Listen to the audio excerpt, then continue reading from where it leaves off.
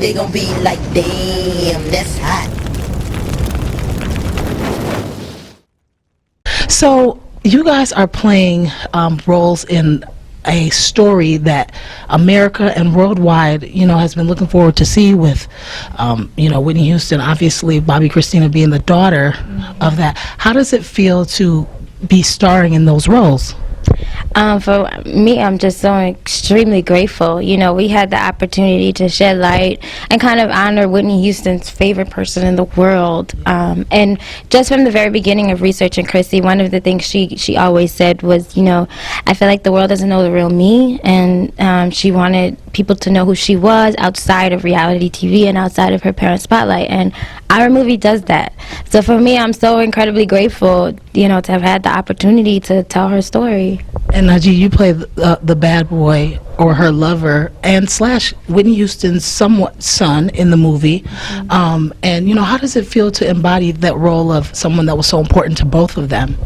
It was intense because we had to definitely get in the mindset of becoming those people, and we had all the friends and family that were close to them on set with us, and the areas that they grew up in, we were there too.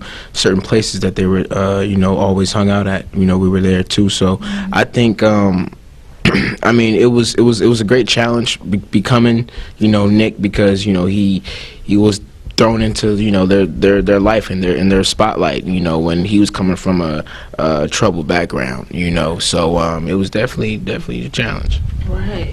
And definitely a challenge for you too, and Bobbi herself, her mom being who she was and everything that happened with that. So how did you get into that role or get into that feeling or be Bobbi? And do you feel like her family and fans will feel like you related with her in real life? I absolutely hope so. I think we got really close. I mean, of course I'm really close to it, but I think stepping aside or stepping back from it, it's pretty uncanny, I think.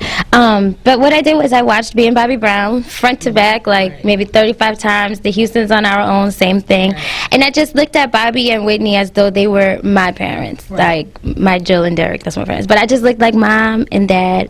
And then I thought about all of the criticism that might have come from people's comments about the show, looking at Chrissy as though that were me, and then maybe having the body shaming. I did it all as though it was me. And then I did the same thing with Houston's on Our Own, and you can really see how this little girl turned into this woman. Like, it makes sense. And aside from that, we had Bobbi Kristina's really close friends on set. In fact, her best friend at the time of her passing, Alex Reed, she plays herself in the movie. She plays Chrissy's actual best friend, and she would have these crazy long conversations with Chrissy on the phone and on FaceTime. And one of their last conversations, Chrissy called her from a closet.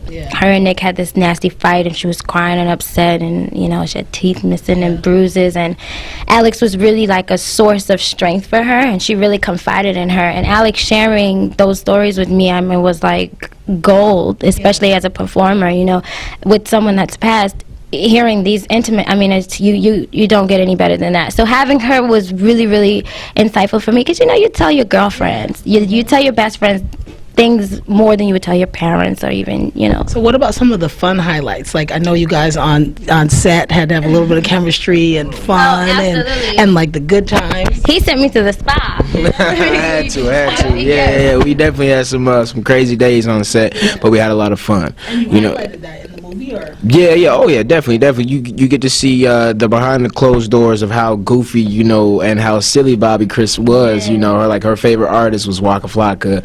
She loved hot wings. So it's just little things like that. People, people get shocked about, because this was just a genuine girl that that just was just caught up in the spotlight, and that's it. So I mean, I think that's what people are going to get out of it. So okay, one last question. What do you guys want the fans and people watching to take away from the biopic this weekend, because it airs Sunday, yes. October 8th. On TVOne. Yeah, all of that.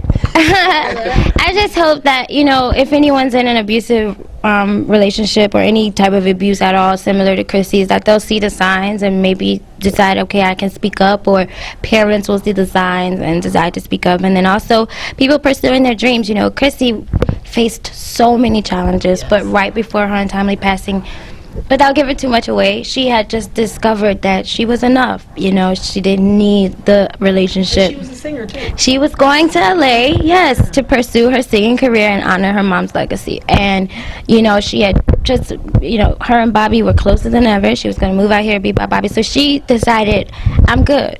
I don't need that. I can do it. So I would encourage young people to take that from her story. Yes. And what do you want people to learn from your role? Because I know it probably took a lot to get into a bad boy role. Don't hate me. Probably don't hate me. I'm really a cool person. I'm a really cool person. But actually, you know, take away from all the fame and the lights that, you know, this is a story that goes on, and the situation is relatable. You know, it goes on in any family, any race, any family. So yeah, people just take away just, you know, just what she was actually going through, and that is, you know, like I said, it's relatable. Can't you just be happy for me? Everything is always about Whitney. I can never sing as well as you. I can never be the superstar. You are the most beautiful thing I have ever made. I have to carry on my mom's legacy.